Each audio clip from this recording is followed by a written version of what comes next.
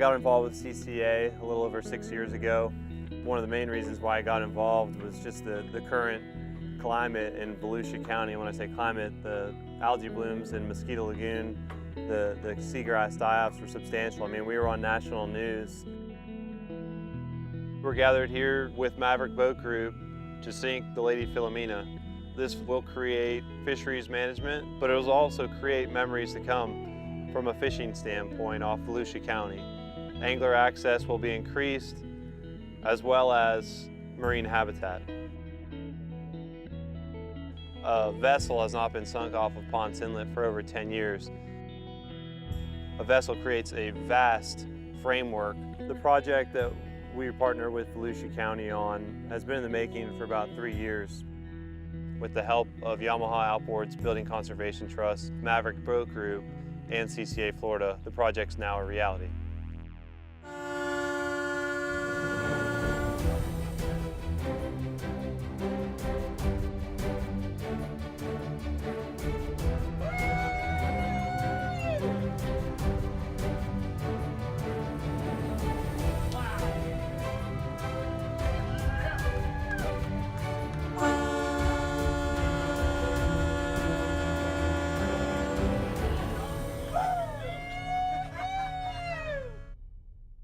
CCA has been able to help us focus on our opportunities to protect the environment and to ensure recreational fishing has a great access as well as a great fishery to take advantage of. I grew up fishing in Florida and enjoying the environment and want my kids to have the opportunity of catching some fish. Artificial reefs create an access that is possible for younger anglers, a 5 or a 10-year-old. Just a day of going 30 to 40 miles offshore just is not as realistic. And having these artificial reefs within that 15-mile range, angler access is increased tenfold for your smaller vessels.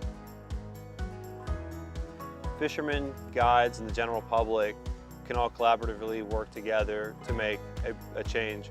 Getting involved, whether it be on a local, state, national level, CCA provides that framework with the capabilities to get things done. The sinking of the Lady Philomena is a victory for both fisheries management and angler access. The more awareness that we can create, the greater our chances of creating more habitat and enhancing our fisheries management. That's the future of CCA, that's the future of our fisheries.